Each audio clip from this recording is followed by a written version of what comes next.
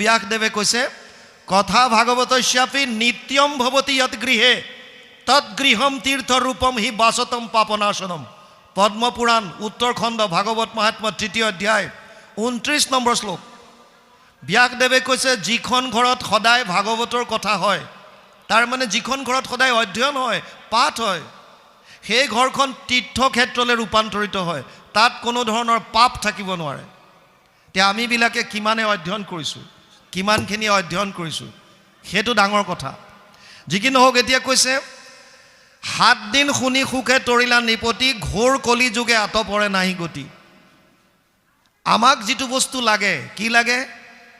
মায়াৰ পৰা পৰিত্ৰাণ পাব বিচাৰোঁ, দুখৰ নিবৃত্তি লাগে আৰু পৰম আনন্দ লাগে। আমাক প্ৰত্যেকটো জীৱৰ কাম্য হৈছে আনন্দ প্ৰাপ্তি।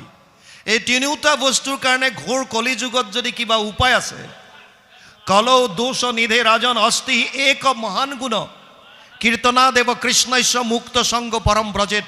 ১২:৩-৫১ দ্বাদশ স্কন্ধ ৩য় অধ্যায় ৫১ নম্বৰ শ্লোকত ব্যাসদেৱে লিখিছে, কি কৈছে তেওঁ? কলি যুগত যদিও দুখৰ সাগৰ কলি, ইয়াতো এটা মহান গুণ আছে, কি যে কলি যুগত কোনোবাই যদি কৃষ্ণৰ কীৰ্তন কৰে, তেওঁ পৰম গতি লাভ কৰিব পাৰে, মুক্ত হৈ গুচি যাব পাৰে। সেইকাৰণে ইয়াত কৈছে কলি যুগত ইয়াতকৈ আৰু সহজ একো উপায় নাই। শুক নিগদতি শুনিওক পৰীক্ষিত বসুদেৱ নাৰদ সংবাদ বিপৰীত নিমি নৱসিদ্ধে যেন ভৈলা উপাখ্যান কহো সাৱশেষ ৰাজা হৈও সাৱধান। শুকদেৱে পৰীক্ষিতক কৈ আছে, কি কৈছে? বসুদেৱ আৰু নাৰদৰ মাজত যিখিনি সংবাদ হৈছে, য'ত নাৰদে নিমি আৰু নৱসিদ্ধৰ কথা কৈছিল, এই কথাখিনি মই তোমাক ক'ম, তুমি শুনা। বাৰে বাৰে নাৰদক পঠান্ত মাধৱে নেৰন্ত দ্বাৰকা ঋষি কৃষ্ণক গৌৰৱে জীৱন্তে মুকুট তেহো জানিবা সাক্ষাৎ তথাপি উৎসুক আতি কৃষ্ণৰ সেৱাত। নাৰদৰ মনত এটা সংশয়, ভগৱান কৃষ্ণই এনেকুৱা কেনেকৈ মানৱীয় লীলা কৰিছে, য'ত ১৬,১০৮ গৰাকী পত্নী তেওঁ এজন, কেনেকৈ প্ৰত্যেকখন গৃহস্থী তেওঁ নিজৰ ঘৰ সুকুলমে চলাব পাৰিছে। এইটো নাৰদৰ এটা মনত ডাঙৰ সংশয়। আৰু সেইকাৰণে এইটো জানিবৰ কাৰণে তেওঁ কেতিয়াবা কোনোবা এঘৰত সোমায়, কেতিয়াবা কোনোবা এঘৰত সোমায়, কেতিয়াবা কোনোবা এঘৰত, কিন্তু যেতিয়াই যোনদিনাই যোনখন ঘৰতে সোমায় তাতেই তেওঁ কৃষ্ণক দেখে। কোনোবাখনত হয়তো নিজৰ সন্তানৰ লগত ধেমালি কৰি আছে, কোনোবাখনৰ ঘৰত তাৰ পৰা ওলাই বেলেগ ঘৰত সোমায়, তাত দেখিছে পত্নীৰ লগত কথা বতৰা পাতিছে।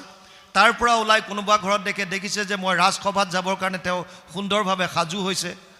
তাৰ মানে কি? মানে ভগৱান কৃষ্ণ সৰ্বব্যাপ্ত, সৰ্বত্ৰে সৰ্বদা বিৰাজমান ভগৱান কৃষ্ণ। এই তত্ত্বটো বুজাবৰ কাৰণে নাৰদে সেই লীলাটো দেখি দেখি ইমান মগ্ন হৈছে। তেওঁ আগতে পৃথিৱী ভ্ৰমণ কৰি কৃষ্ণৰ গুণগান সকলোকে শুনাই ফুৰায়, কিন্তু কৃষ্ণৰ লীলা যেতিয়া দ্বাপৰত হ'ল, এতিয়া তেওঁ ক'লো যাব নিবিচাৰে, কেৱল কৃষ্ণৰ লীলা চাই থাকিব বিচাৰে। সেইকাৰণে বাৰে বাৰে ভগৱানে কয় যে তুমি যোৱা, কিন্তু নাৰদ নাযায়। এনেকৈ ঘূৰি ফুৰোঁতে এদিন তেওঁ বসুদেৱৰ ঘৰত গৈছে। ইয়াত কৈছে মুকুতি সুখতো কৰি ভকতি সি বৰ নভজে কৃষ্ণক লোক কিনো কৰ্ম জড় বাক্য কৰ্ণ মনমুখে আচৈ মানে যাৰ কৃষ্ণ ভকতিত সমস্তৰে অধিকাৰ। সনাতন ধৰ্মত এটা বস্তু আছিল, ই সত্য। কিছুমান শাস্ত্ৰত লিখা আছে, যিখিনি শূদ্ৰ তেওঁলোকে বেদ শুনিব নোৱাৰে। বেদ যদি শুনে কাণত সি ঢালি দিছিল। যিখিনি শূদ্ৰ যিখিনি জাতি, 4টা জাতি, ব্ৰাহ্মণ ক্ষত্ৰিয় বিষম শূদ্ৰ নাম চ পৰম তপ কৰ্মাণি প্ৰবিভক্তানি স্বভাৱ প্ৰভাৱেৰ গুণেই। অষ্টাদশ অধ্যায় 41 নম্বৰ শ্লোক গীতা। ভগৱান কৃষ্ণই অৰ্জুনক কৈছিল, হে অৰ্জুন, 4টা জাতি মই সৃষ্টি কৰিছোঁ, ব্ৰাহ্মণ ক্ষত্ৰিয় বৈশ্য আৰু শূদ্ৰ। কিহৰ? কৰ্মৰ ওপৰত ভিত্তি কৰি। আৰু সুন্দৰ আছিল, যিখিনি ব্ৰাহ্মণ তেওঁলোকৰ কি কাম? জ্ঞান অৰ্জন কৰে, আৰু বাকী 3টা জাতিক সেই জ্ঞান দিয়ে। সেইকাৰণে ব্ৰাহ্মণক ক'ৰ পৰা? ক্ষীৰৰ পৰা জন্ম বুলি কৈছে। তেওঁলোকে জ্ঞান আহৰণ কৰি পেলাই জ্ঞান দিছে। আজি আমি যিমান শাস্ত্ৰ পাইছোঁ, আপোনালোকে ব্যাসদেৱকে ধৰক বা আন আপোনালোকে চাওক, সকলোবিলাক ব্ৰাহ্মণ কেনেকৈ? যিজনে ব্ৰহ্মক গম পালে, যিজন জ্ঞানী, যিজনে শাস্ত্ৰৰ কথা জানিলে আৰু আমাৰ কাৰণে শাস্ত্ৰৰেই দিলে, সেইসকলক ব্ৰাহ্মণ বুলি কৈছিল। ক্ষত্ৰিয় কাক কৈছিল? যিসকলে 3টা জাতিৰ ৰক্ষণাবেক্ষণ দিয়ে, 3টা জাতিক। ধৰ্ম প্ৰতিষ্ঠা কৰিব বিচাৰে, অধৰ্ম নাশ কৰিব বিচাৰে ক্ষত্ৰিয়সকলে। বৰ্তমান সময়ত ক্ষত্ৰিয় কোন হ'ব? যিসকল ডিফেন্স পাৰ্চনেল, যি পাৰামিলিটাৰী ফ'ৰ্চেছ, যি পুলিচ প্ৰশাসন, যাৰ কাৰণে আমি সুৰক্ষিত হৈ আছোঁ, এইসকল হৈছে ক্ষত্ৰিয়। ব্ৰাহ্মণ কোন হ'ব বৰ্তমান? শিক্ষকসকল, যিমানবিলাক আছে শিক্ষক প্ৰশিক্ষক, যাৰ দ্বাৰা আমি জ্ঞান লাভ কৰিছোঁ। বৈশ্য কোন? কৃষি, গোৰক্ষ বাণিজ্যম বৈশ্যকৰ্ম স্বভাৱজম, অষ্টাদশ অধ্যায় 44 নম্বৰ শ্লোক গীতা। তাত কৈছে, হে অৰ্জুন, বৈশ্য সেইসকল যিসকলে কৃষি কৰ্ম কৰে, গো পালন কৰে, বেপাৰ বাণিজ্য কৰে আৰু তিনিওটা জাতিক আহাৰৰ যোগান দিয়ে, খাদ্যৰ যোগান দিয়ে, সেইসকলক কৈছিল বৈশ্য। শূদ্ৰ কাক কৈছিল? যিসকলে কায়িকভাৱে তিনিওটা জাতিক সহায় কৰিছিল, সেইসকলক শূদ্ৰ কৈছিল। ইয়াত কোনো ডাঙৰ কোনো সৰু নাই, ইটো সিটোৰ পৰিপূৰক, ইটো সিটোৰ পৰিপূৰক। কিন্তু পাছলৈ এইটো জন্মগত হ'ল, হোৱাৰ লগে লগে কিছুমান বস্তু আহি গ'ল নতুন নতুনকৈ, যে অমুকটো কৰিব নোৱাৰে, অমুক জাতিয়ে এইটোৰ কাৰণে অধিকাৰ নাই, এইটোৰ কাৰণে অমুকৰ অধিকাৰ নাই, এনেকুৱা আহিল। কিন্তু গুৰুজনাৰ আদৰ্শ চাওক, তেওঁ কৈছে বাক্য কৰ্ণ মন মুখ আছে মানে যাৰ, হৰি ভক্তিত সমস্তৰে অধিকাৰ। এক শৰণ হৰিনাম ধৰ্মত সকলোৰে অধিকাৰ আছে। যিটো ধৰ্ম প্ৰতিষ্ঠা কৰাৰ পাছতেই তেওঁৰ নিজৰ শিক্ষাগুৰু মহেন্দ্ৰ কন্দলী ব্ৰাহ্মণ, তেওঁ গুৰুজনাৰ ওচৰত শৰণ লৈছে, আধ্যাত্মিকভাৱে গুৰু হিচাপে স্বীকাৰ কৰিছে। কাৰণ ইয়াত কোনো ধৰণৰ জাতি ধৰ্মৰ কথা নাই, ই ঈশ্বৰৰ ওচৰলৈ লৈ যাব পৰা এটা সুগম পথ, এটা সৰল মাৰ্গ। বাকী যি দুটা মাৰ্গ আছে তাত কঠিনতা আছে, তাত অকণমান দিগদাৰ আছে। সেইকাৰণে ভক্তি মাৰ্গটো আমাক দিছে। আৰু ইয়াত কৈছে ইয়াত সকলোৰে অধিকাৰ আছে। মুকুতি সুখতো কৰি ভকতি সি বৰ, নভজে কৃষ্ণক লোকে কিনো কৰ্মজৰ। মুক্তিতকৈও ভক্তিক শ্ৰেষ্ঠ বুলি কৈছে। মুক্তি হ'লে কি হ'ব? আপুনি যদি জীৱন এই জন্ম চক্ৰৰ পৰা মুক্তি পায় এবাৰ, তেতিয়া আপুনি বৈকুণ্ঠলৈ যাব, এনেকুৱা এটা স্থানত যাব আৰু পাছত অহাৰ সুযোগ নাপায়।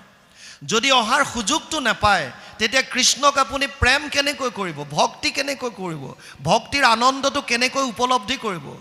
নদীৰ পানী গৈ যেতিয়া সাগৰত মিলি যায়, সাগৰত মিলি যোৱাৰ পাছত আৰু সেই নদীখন নদী হৈ নাথাকে, এয়া সাগৰলৈ ৰূপান্তৰিত হৈ গ'ল, তাত নদীৰ অস্তিত্ব নাই। নদী হিচাপে যেতিয়ালৈকে আছে তেতিয়ালৈকে তাৰ অস্তিত্ব আছে। সেইকাৰণে ভকতসকলে বিচাৰে মোক যি যোনিত দিয়া তুমি দিয়া, কেৱল ভক্তি বস্তুটো মোৰ হৃদয়ত ৰাখা। ভক্তি মানে প্ৰেম, ঈশ্বৰৰ প্ৰতি প্ৰেম। ঈশ্বৰ ক'ত আছে? সমস্ত ভূতত ব্যাপী আছো মই হৰি, সবাকো মানিবা তুমি বিষ্ণু বুদ্ধি কৰি। সকলোকে ভাল পাবলৈ কৈছে, সকলোকে। কিন্তু আমি কেতিয়াবা সম্প্ৰদায়ৰ দোহাই দি, কেতিয়াবা জাতিৰ দোহাই দি, কেতিয়াবা পন্থৰ দোহাই দি আমি ইজনৰ সিজনৰ প্ৰতি নিন্দা দ্বেষ এইবিলাক মনত পুহি ৰাখিছোঁ। এইটো বেয়া কথা। কোনো ধৰ্মক কোনো সম্প্ৰদায়ক নিন্দা কৰিব নাপায়। নিজৰ নিজৰ জেগাত তেওঁলোক ঠিক আছে, চলি আছে, গৈ আছে। যেতিয়ালৈকে শাস্ত্ৰৰ উত্তম গীতা ভাগৱত ভাল ধৰণে অধ্যয়ন নকৰিব, শাস্ত্ৰৰ উত্তম গীতা ভাগৱত যিদিনালৈকে হাতত নপৰিব, তেতিয়ালৈকে আচল তত্ত্বটো বুজিব নোৱাৰে। কাৰণ শাস্ত্ৰৰ উত্তম হৈছে গীতা ভাগৱত, আৰু গীতা ভাগৱতে এটা কথাই কৈ আছে। গীতাৰ শেষত ভগৱান কৃষ্ণই অৰ্জুনক কৈছে, সৰ্বগুহ্যতমম ভূয় শ্ৰীনুমে পৰমম বচ ইষ্টসীমে দৃঢ়মিতি তত বক্সামি তে হিতম। অষ্টাদশ অধ্যায় 64 নম্বৰ শ্লোক গীতা। হে অৰ্জুন, তোক মই এতিয়া গোপনীয়ৰ পৰা গোপনীয় কথাটো কওঁ শুন। কি ক'লে? সৰ্বধৰ্মান পৰিত্যাজ্য মাম একম শৰণম ব্ৰজ অহম ত্ব সৰ্ব পাপেভ্যো মোক্ষয়িষ্যামি মা শুচ। অষ্টাদশ অধ্যায় 66 নম্বৰ শ্লোক। সৰ্বধৰ্ম এৰি এক শৰণ সাক্ষাৎ, সুদৃঢ় বিশ্বাসে সখী লৈ কোৱা মাত। নকৰিবা ভয় হেৰা কৰোঁ অংগীকাৰ, সমস্ত পাপত মই কৰিব নিস্তাৰ। চব বাদ দি মোৰ ওচৰত আহ। কিন্তু দুখৰ বিষয় সেইটো, যিসকলে কৃষ্ণত একান্তভাৱে শৰণো হৈছে, তাৰো মাজত বহুতৰ এতিয়াও বিশ্বাসটো অহা নাই, নিষ্ঠাটো অহা নাই। নামে সঁচাকৈ মোক তাৰিব পাৰিবনে? মই নাম গালে সঁচাকৈ মই পৰিত্ৰাণ পাব পাৰিমনে? মনত সন্দেহ, আৰু সেইকাৰণে দুবিধাত চলে, দ্বন্দ্বত চলে। সুবিধা পালে বেলেগলৈ যায়, সুবিধা পালে অমুকত যায়, তমুকত যায়। কিয়? নিজৰ ওপৰত বিশ্বাস নাই। যিটো হ'বলগীয়া আছে হ'ব, আপুনি মই কি কৰিম? এক অদৃশ্য শক্তি, যিজন সৰ্বশক্তিমান, যিজন সৰ্বব্যাপ্ত, যাক আপোনাক উপাসনা কৰিবৰ কাৰণে কোনো বিশেষ জেগাৰ প্ৰয়োজন নাই, হৃদয়তে আপোনাৰ বিৰাজমান হৈ আছে, সেইজন ঈশ্বৰৰ ওচৰত শৰণ লোৱাৰ কথা কৈছে। সেইজনৰ ওচৰত গতিকে তেওঁৰ ওচৰত শৰণ ল'বৰ কাৰণে না টকা পইচাৰ প্ৰয়োজন, না আপোনাক কিবা বেলেগ কিবা স্থানৰ প্ৰয়োজন। হৰি নাম কীৰ্তনত নাহি স্থান কাল, একো নাই, চব নিয়ম সংযম, একো বিধি একোৱেই নাই, কেৱল কৃষ্ণৰ নাম। ইয়াত তাৰপিছত কৈছে বাক্য কৰ্ম মনমুখ, কৰ্ণ মনমুখ আছে মানে যাৰ কৃষ্ণ ভকতিত সমস্তৰে অধিকাৰ। কৃষ্ণ পদ পংকজগ ভজে ব্ৰহ্মা হৰে, নৰতনু পায়া তেজে কমন পামৰে। ব্ৰহ্মা হৰ যি গুণৰ অৱতাৰ দুজন, সেই দুজনেও যিজনৰ চৰণ কমল সদায় সেৱা কৰে, আমি মনুষ্য শৰীৰ পায়ো যদি নকৰোঁ তেতিয়াহ'লে আমাতকৈ অধম কোন? মাধৱ পুৰুষে ঘোষাত লিখিছে মানুহৰ জীৱন সফল কৰাৰ উপায়। তেওঁ কি কৈছে? হৰিৰ চৰণে শৰণ লৈলোঁ এ হৰি নাৰায়ণ, মানৱী জনম সফল কৰিলোঁ এ হৰি নাৰায়ণ। লিখিছে নাই বাৰু? ঘোষাত লিখিছে, নতুনকৈ ক'বলগীয়া একোৱেই নাই। গুৰুজনাই কীৰ্তনত লিখিছে মনুষ্য শৰীৰ পাই যিটো নৰগণ, নকৰে তোমাৰ যদি শ্ৰৱণ কীৰ্তন, বিফলে জনম গৈলা ভৈলা সৰ্বনাশ, জীৱন্ততে মৰাশীটো ভাতিৰ নিচা। বেদস্তুতিত লিখিছে যদি মানুহৰ শৰীৰ পায় আমি যদি কৃষ্ণকে নভজো, মানুহৰ মনত কিছুমান প্ৰশ্ন আহে যে আমি কিয় কেৱল ভক্তিৰ মাজেৰেহে ভগৱানক পামনে?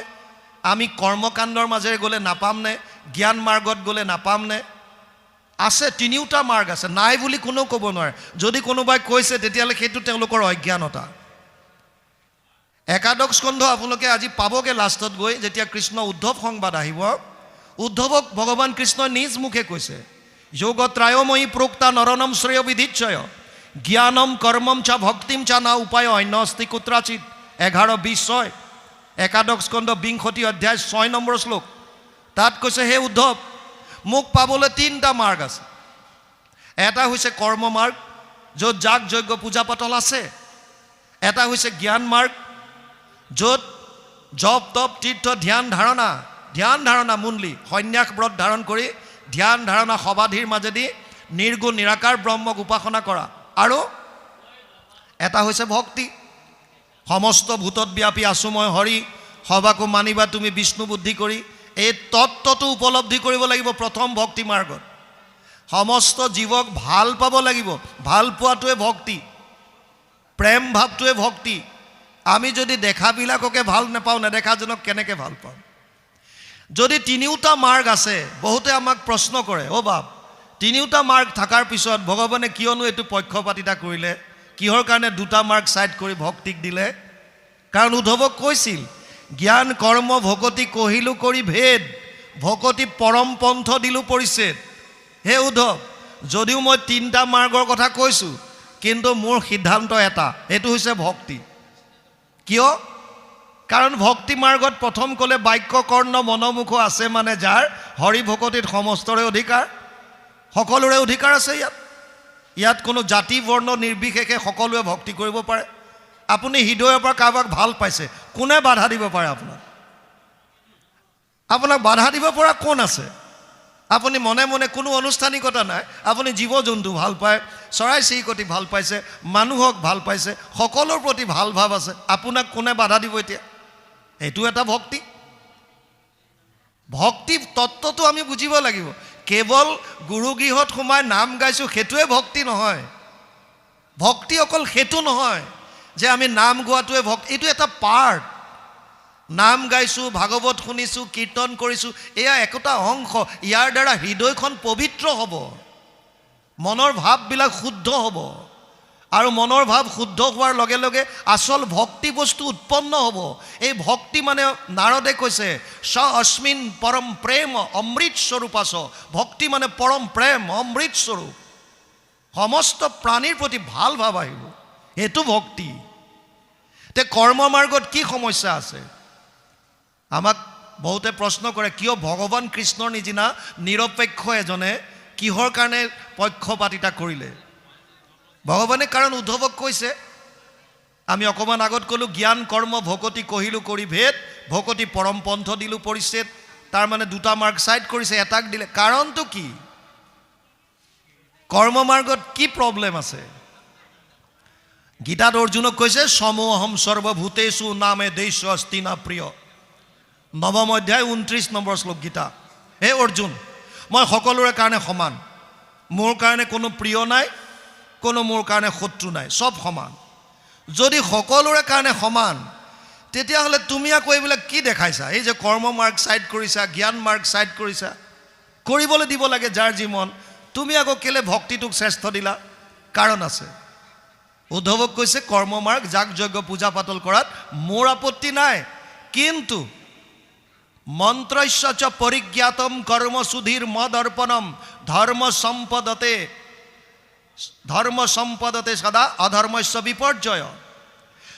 ধৰ্ম সম্পদতে ষডভি মানে 6টা। কি কৈছে? 11, 21, 15 একাদশ খণ্ড 21 অধ্যায় 15 নম্বৰ শ্লোক। উদ্ধৱক কৈছে হে উদ্ধৱ, যাগ যজ্ঞ পূজা পাতল কৰাত মোৰ তিল মানুহ কোনো বেয়া ভাৱ নাই, মাত্ৰ এটা কথা বুজি ল'ব লাগে, যিসকলে এতিয়াও কৰ্ম মাৰ্গত গৈ আছে তেওঁলোকে যেতিয়া যাগ যজ্ঞ পূজা পাতলৰ কাম কৰে 6টা বস্তুত গুৰুত্ব দিব লাগে। এই 6টাত যাতে ছিদ্ৰ নাথাকে। কি 6টা? স্থান, কাল, পাত্ৰ, দ্ৰব্য, মন্ত্ৰ, ক্ৰিয়া। এই 6টাত যদি ক'ৰবাত ছিদ্ৰ ৰৈ যায় তেতিয়াহ'লে যাজকৰ বিপৰ্যয় ঘটিব পাৰে। আপোনালোকক মোৰ জীৱনৰ এটা সত্য কাহিনী কওঁ, শুনক। মই মোৰ ৰঙিয়াত পোষ্টিং আছিল। আপোনালোকে জানে মই SSBত আছিলোঁ, এছিষ্টেণ্ট কমাণ্ডেণ্ট হিচাপে, ইঞ্জিনিয়াৰ হিচাপে আছিলোঁ, এছিষ্টেণ্ট কমাণ্ডেণ্ট ইঞ্জিনিয়াৰ। ৰঙিয়াত মোৰ পোষ্টিং আছিল অলপ দিন।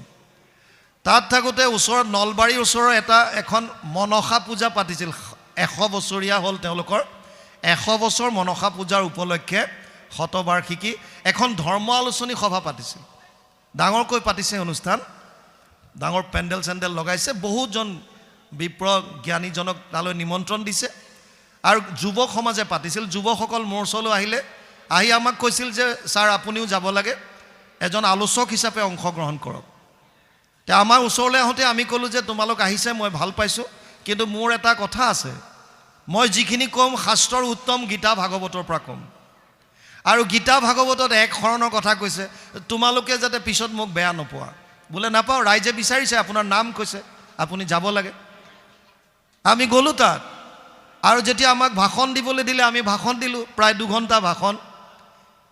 যেতিয়া মনসা পূজা চলি আছে সেইটোৰ উপলক্ষে যেতিয়া ধৰ্ম আলোচনী সভা পাতিছে, গতিকে যজ্ঞৰ কথা আহিবই তাত। আৰু যজ্ঞৰ কথা আহোঁতে আমি কওঁ বুলি কোন হৃদিস্থিত হৈয়া তুমি যেন কৰা বাহা স্বামী ঋষিকে কৰিব তেনেয়। প্ৰভু ভগৱন্ত হৃদিস্থিত হৈ যি ধৰণে কোৱাই গৈছে আমি সেই ধৰণে হাত ধৰি গৈছোঁ। আমাক কোৱালে যে যজ্ঞটো এবিধ নহয়, আমিতো সৰুৰে পৰা যজ্ঞ বুলি ক'লে এবিধ বুলিয়ে ভাবোঁ। য'ত অগ্নি প্ৰজ্বলিত কৰে, দ্ৰব্য আহুতি দিয়ে, আমি সৰুৰে পৰা যজ্ঞ বুলি ক'লে সেইটোৱে যজ্ঞ বুলি ভাবি আহিছিলোঁ। কিন্তু গীতাত কৈছে সেইটো নহয় অকল। দ্ৰব্য যজ্ঞ, তপো যজ্ঞ, যোগ যজ্ঞ তথাৎ পৰে স্বাধ্যায় জ্ঞান যজ্ঞস্য যতয় সংচিত ব্ৰত। 4ৰ্থ অধ্যায় 28 নম্বৰ শ্লোক গীতা। তাত কৈছে দ্ৰব্যৰ যজ্ঞ আছে, তপৰ যজ্ঞ আছে, যোগৰ যজ্ঞ আছে, স্বাধ্যায় যজ্ঞ আছে, জ্ঞান যজ্ঞ আছে, আৰু বিভিন্ন যজ্ঞৰ কথা কৈছে। কিন্তু তাৰ ভিতৰত শ্ৰেষ্ঠ কাক দিলে? শ্ৰেয়ান দ্ৰব্যময়ী যজ্ঞাত জ্ঞান যজ্ঞ পৰম তপ সৰ্বকৰ্মাখিলম পাৰ্থ জ্ঞানে পৰিসমাপ্যতে। 4ৰ্থ অধ্যায় 33 নম্বৰ শ্লোক গীতা। ভগৱান কৃষ্ণই ক'লে হে অৰ্জুন, এই যিমানবিলাক যজ্ঞ আছে তাৰ ভিতৰত জ্ঞান যজ্ঞ শ্ৰেষ্ঠ, যিটো আজি হৈ আছে। ইয়াৰ পৰা জ্ঞানাগ্নি প্ৰজ্বলিত হৈ আছে, আমি মনৰ অজ্ঞানতাবিলাক ইয়াত আহুতি দিছোঁ, এইটোৱে জ্ঞান। জ্ঞান যজ্ঞক শ্ৰেষ্ঠ বুলি ক'লে। আৰু আমি তাত ক'লোঁ যে যজ্ঞ কৰিলে, দ্ৰব্য যজ্ঞ কৰিলেও 6টা বস্তুৰ শুদ্ধতা থাকিব লাগিব। ধৰ্ম সম্পদতে ষডভি অধৰ্মস্য বিপৰ্যয়। স্থান, কাল, পাত্ৰ, দ্ৰব্য, মন্ত্ৰ, ক্ৰিয়া, এই 6টা বস্তু থাকিব লাগিব। 11, 21, 15 একাদশ খণ্ড 21 অধ্যায় 15 নম্বৰ শ্লোক ভাগৱত। আৰু আমি কৈ পেলাই যেতিয়া নামি আহিলোঁ, আমাক কমিটিৰ ল'ৰাখিনিয়ে প্ৰায় 15-20 জন ল'ৰাই ঘেৰাও কৰি ধৰিলে আৰু ক'লে ছাৰ আপুনি বৰ ডাঙৰ কথা এটা কৈ আহিল। বোলো কোনটো? 2 ঘণ্টাৰ ভাষণত কি ক'লোঁ? ক'লে আপুনি ক'লে যে যাগ যজ্ঞ পূজা পাতলত 6টা বস্তুৰ শুদ্ধতা নহ'লে যাজকৰ মৃত্যু হ'ব পাৰে, বিপৰ্যয় ঘটিব পাৰে, আপুনি তেনেকৈ ক'লে। আৰু আমি জানো যে আপুনি এনেই কোৱা নাই, নিশ্চয় ক'ৰবাত আছে। প্ৰথমতে আমাক এটা প্ৰশ্নৰ উত্তৰ দিয়ক, যাজক কোন? আমি কমিটিখন যাজকত পৰিম নে নাই তেওঁলোকে সুধিছে। আমি ক'লো পৰিব, আপোনালোকতো পৰিব, যিমান সেৱকী আছে চব যাজক। ক'লে এতিয়া আপুনি কওক যে এনেকুৱা ক'ত তেনেকুৱা উদাহৰণ আছে?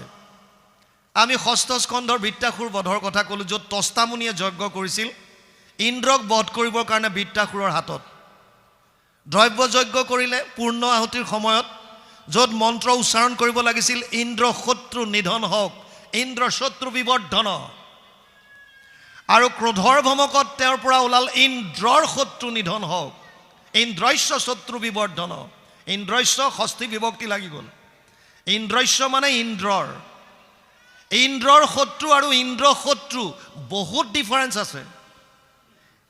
ইন্দ্ৰ শত্ৰু মানে ইন্দ্ৰ শত্ৰু, আৰু ইন্দ্ৰৰ শত্ৰু মানে ইন্দ্ৰৰ শত্ৰু। বৃত্তাসুৰ আমি ক'লোঁ সেইখনত বৃত্তাসুৰে বধ হ'বলগীয়া হ'ল। তেওঁলোকে মোক ক'লে যে ছাৰ আপুনি কোৱা কথাখিনি শুনি আমাৰ হৃদয়ত একচুৱেলি এটা ভয় সোমাই গ'ল, কাৰণ যোৱাবাৰ ষষ্ঠীৰ দিনা আমি এজন সক্ৰিয় কৰ্মীক হেৰুৱাইছোঁ। আমাৰ লগত কাম কৰি থকা কমিটিৰ এজন মেম্বাৰ যোৱা বছৰ ষষ্ঠীৰ দিনা মৃত্যু হৈছে, আৰু আজি সপ্তমী তিথি, সেইদিনাখন সপ্তমী আছিল। যোৱা কালিলৈকে আমাৰ লগত একেলগে কৰ্ম কৰি থকা এজন আমাৰ সতীৰ্থ আজি পুৱা ভাগত মৃত্যু হৈছে। দুবছৰ আমি দুজনকৈ কমিটিৰ মানুহ হেৰুৱাইছোঁ। এতিয়া আপুনি কোৱা কথাকেইটাত আমাৰ হৃদয় চুই গ'ল, সেইকাৰণে আপোনাৰ পৰা জানিব বিচাৰিলোঁ উপায় কি? আমি বোলো উপায় এটাই আছে, তোমালোকে সঁচাকৈ কৰ্মকাণ্ডতে চলিব বিচাৰিছা, চেষ্টা কৰা যাতে 6টা বস্তু শুদ্ধ কৰিব পাৰা, যিটো কিন্তু সম্ভৱ নহয় বৰ্তমান। কাৰণ স্থানৰ কাৰণে জনক আদি ৰজাই 12 বছৰ নিজে হাল বাই পেলাই যজ্ঞস্থলী ৰেডি কৰিছিল, য'ত এনেকৈ হাল বাওঁতে শিয়লিত সীতাক পাইছিল। এতিয়া বৰ্তমান সেইটো সম্ভৱ নহয়। আৰু আটাইতকৈ তুমি আপোনাৰ কাল সময়ৰ আমাৰ এনেই গুচি যায়। ধৰি লওক 11টাত আজি ভাগৱতে আৰম্ভ হ'বলগীয়া আছিল, আৰম্ভ হওঁতে 12:30 বাজিছে, 1.5 ঘণ্টাটো লষ্ট। সময়টো আমি সময়মতে কৰিব নোৱাৰোঁ। তাৰপিছত তাত যিখিনি পাত্ৰ লাগে, যিখিনি দ্ৰব্য অনা হয়, আটাইতকৈ ডাঙৰ কথা মন্ত্ৰ উচ্চাৰণ। মন্ত্ৰ উচ্চাৰণত যদি সংস্কৃত ভালকৈ যদি উচ্চাৰণ কৰিব নোৱাৰে, তেতিয়াহ'লে তাত ভালৰ বিপৰীতে বেয়া হোৱাৰ সম্ভাৱনাটো বেছি। সেইকাৰণে আমাৰ ভাগৱত পাঠ কৰোঁতেও জেনেৰেলি কোৱা হয় পাঠকসকলক, যদি সংস্কৃত শ্লোকভাগী শুদ্ধভাৱে উচ্চাৰণ কৰিব নোৱাৰে, তেতিয়াহ'লে উচ্চাৰণ নকৰাটো ভাল। জোৰ জবজ কৰিব নালাগে, একো ডাঙৰ কথা নহয়। সংস্কৃতৰখিনিয়ে গুৰুজনাই আমাক দি থৈ গৈছে। তাৰে 3য় শ্লোকটোৰ যিটো সকল নিগম কল্পতৰু, আমাৰ তেনেকৈ গাই পেলাই ভাগৱত আৰম্ভ কৰিব পাৰে। বৈকুণ্ঠৰ শাস্ত্ৰ এইটো মহাভাগৱত, সেইভাগী গায়ো আমাৰ আৰম্ভ কৰে। আল্টিমেটলি ভগৱানৰ নাম এভাগ, প্ৰাৰ্থনা এভাগ গাই আমি আৰম্ভ কৰিব পাৰোঁ। মানে সংস্কৃত বস্তুটোত যদি উচ্চাৰণ শুদ্ধ নহয়, তেতিয়াহ'লে তাত ছিদ্ৰ ৰৈ যায়, আৰু ছিদ্ৰ ৰৈ গ'লে বিপৰ্যয় ঘটিব পাৰে। সেইকাৰণে কৰ্মকাণ্ডটোক ছাইড কৰিলে। 28 সহস্ৰ ঋষি বেদত প্ৰধান, ভাগৱতৰ প্ৰথম স্কন্ধত আপোনালোকে পাব, যি 1000 বছৰ যজ্ঞ কৰিছিল। কৰিলোহু যজ্ঞ 80 সহস্ৰ বছৰ, হোম ধুমে ধূম্ৰবৰ্ণ ভৈলা কলেবৰ। কিন্তু তেওঁলোকে স্বীকাৰ কৰিছে সুত মুনিক, যিটো কৰ্ম কৰোৱাত নাহিকে বিশ্বাস, আপোনাৰ আয়ুস কৰিলোঁ ব্যৰ্থে না। সেইকাৰণে ভগৱান কৃষ্ণ যিহেতু আমাৰ সকলোৰে পিতাহমস্য জগতো মাতা ধাতা পিতামহ, বেদ্যম পবিত্ৰ ওংকাৰ ঋক সাম যজুৰে বচ। 9ম অধ্যায় 17 নম্বৰ শ্লোক গীতা। অৰ্জুনক কৈছে, হে অৰ্জুন, মই সমস্তৰে পিতা, ময়ে মাতা, মই পিতামহ, বেদৰ ওংকাৰ বা প্ৰণৱ মই, ঋগ্বেদ, সামবেদ, যজুৰ্বেদ, এই বেদ মই মানে জ্ঞান মই। সেইজন ভগৱান যিজন আমাৰ পিতা, যিজন মাতা, যিজন পিতামহ, সেইজনে নিজৰ সন্তানৰ অহিত চিন্তা কৰিব নেকি? কোন পিতৃ মাতৃ এনেকুৱা আছে যোনে নিজৰ সন্তানৰ বেয়াটো ভাবিব? কোন আছে এনেকুৱা? নিজৰ সন্তান যেনেকুৱাই বিপথে নাযাওক কিয়, মাক বাপেকৰ কাৰণে সদায় সন্তান, সদায় আপোন, তেওঁলোকৰ বেয়াটো কোনো কালে চিন্তা নকৰে। সেইকাৰণে ভগৱানে কৈছে, ইমান ৰিস্ক কিয় লৈছা? আগতে মানুহৰ স্মৃতি শক্তি আছিল, কিন্তু কলিযুগৰ মানুহৰ 8টা বস্তু হ্ৰাস পাব। ততচ্চ অনুদিনম ধৰ্মম সত্যম শৌচম ক্ষমা দয়া কলেন বলেন ৰাজম নংসতি আয়ু বলম স্মৃতি। 12:2:1 দ্বাদশ স্কন্ধ 2য় অধ্যায় 1ম শ্লোক। তাত কৈছে 8টা বস্তু কলিযুগৰ মানুহৰ কমি আহিব। ধৰ্ম, সত্য, শৌচ, ক্ষমা, দয়া, আয়ুষ, বল, স্মৃতি। যেতিয়া আমাৰ স্মৃতি শক্তি হ্ৰাস পাব, যেতিয়া শাৰীৰিক সামৰ্থ্যতা নাথাকিব, আপুনি মন্ত্ৰ পাহৰাটো স্বাভাৱিক। আৰু মন্ত্ৰ যদি পাহৰি যায় তাত কোনো এক্সকিউজ নাই। ভক্তি মাৰ্গতো আমি অপৰাধ বিনাশত গাই দিওঁ, চব শেষ। আপুনি কৃষ্ণ বুলি কৈছে নে কৃষ্ণ বুলি কৈছে কোনো কথা নাই, ভাৱত থাকিলে হ'ল। ভাৱত লাগে। ভক্তি মাৰ্গৰ মূল বস্তু হৈছে ভাৱ। আপুনি ইন্দ্ৰিয়ৰ দ্বাৰা যিমানে যি নকৰক, ভাৱত যদি নাই একো লাভ নাই। আমি 45 মিনিট সময় নাম গাওঁ, প্ৰায় আমি দেখা পাওঁ ভকতসকল নামৰ পৰা উঠিয়ে কোনোবা তামোল খাবলৈ মন, কোনোবা চেধা খোৱা, কাৰোবাৰ কিবা ফুচুঙা ফুচুঙি, হাঁহি ধেমালি। তাৰমানে 45 মিনিট নাম গোৱাৰ পাছতো নামৰ প্ৰভাৱ তোমালোকৰ শৰীৰত অহাই নাই। কিয় অহা নাই? কাৰণ ভাৱটো তাত নাছিলে। মনটো ক'ৰবাত ঘূৰি ফুৰিছে। কায়াটো আমি বহুৱাই থৈ দিছোঁ ইয়াত, আৰু আমি নাম গাই আছোঁ বছ। যিজনে আচলতে নাম গায়, যিজনে ভাৱত নামত সোমোৱাই দিলে, যিজনে নামাচাৰ্যৰ পদসমূহ গ্ৰহণ কৰিছে, শ্ৰৱণ কৰিছে, হৃদয়ংগম কৰিছে, আৰু তাৰ পাছত তেওঁ নাম গাইছে, চকুলো বৈ যাব, চকু পানী ওলাব আপোনালোকৰ। আৰু তাৰ পাছত তামোল চাধা অসম্ভৱ, এইবিলাক বস্তুৰ আনন্দ নাহে। অমৃত পান কৰাৰ পাছত কোনে খাৰ পানী খাবলৈ ইচ্ছা কৰে? অমৃত পান কৰাৰ পাছত খাৰ পানী কোনে খাব বিচাৰিব কওক? কিন্তু আমাৰ ভাৱটো তাত নাই। সেইকাৰণে কৰ্ম মাৰ্গত যিহেতুকে বহুকেইটা কথা আছে, সেইকাৰণে ভগৱানে ক'লে এইটো কলিযুগৰ মানুহৰ কাৰণে নহয়। স্মৃতি শক্তি হ্ৰাস পাইছে, মনত নাথাকে কথা, চাবিটো থৈ পেলাই গাড়ী চাবি ক'ত থলোঁ বিচাৰি ফুৰোঁ, ক'ত আছে পাহৰি যাওঁ। আৰু আজিকালিতো এটা ভয়ংকৰ বেমাৰ আহিছে, পাহৰি যোৱাটো, ডিমনেচিয়া বুলি কয়। প্ৰায় বয়সস্থ মানুহৰ এইটো আহিছে, যিবিলাক সংগহীন হৈ পৰিছে বৃদ্ধকালত, অকলে অকলে থাকিবলৈ লৈছে, কোনো নাই ঘৰত, কথা পাতিবলৈ মানুহ নাই। মেক্সিমাম মানুহৰ এইটো বহুত বেয়া বেমাৰ আহি আছে।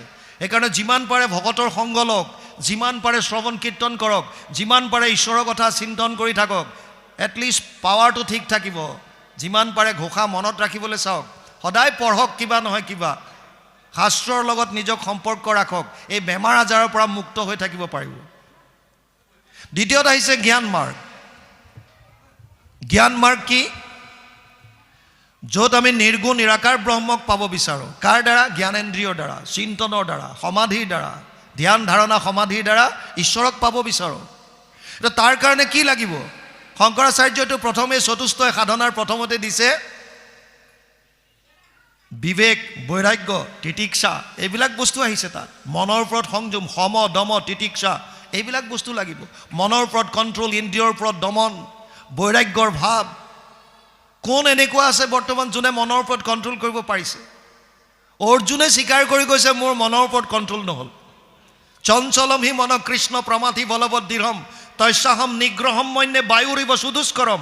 6ষ্ঠ অধ্যায় 34 নম্বৰ শ্লোক গীতা। অৰ্জুনে কৈছে হে কেশৱ, হে সখা, মনৰ ওপৰত মই কণ্ট্ৰল কৰিব নোৱাৰিলোঁ। যদি মই বায়ুকো প্ৰতিৰোধ কৰিব পাৰোঁ, মনৰ ওপৰত নোৱাৰোঁ। অৰ্জুনৰ দৰে মহাপুৰুষ, নৰনাৰায়ণৰ অৱতাৰ, নাৰায়ণ কৃষ্ণৰূপে নৰৰূপে অৰ্জুন, সেইজনে কৈছে মনৰ ওপৰত কণ্ট্ৰল নাই। আৰু আপুনি মই খোৱাৰ যাৰ কোনো কণ্ট্ৰল নাই, যি মন গৈছে তাকে খাইছোঁ, আৰু মনৰ ওপৰত কি কণ্ট্ৰল হ'ব? আমি কৰ্ম মাৰ্গৰ কথা আলোচনা কৰিলোঁ যে কৰ্ম মাৰ্গত 6টা বস্তুৰ শুদ্ধতাৰ মাজেৰে আগবাঢ়িব লাগে, যিটো বৰ্তমান সময়ত ই সম্ভৱ নহয়।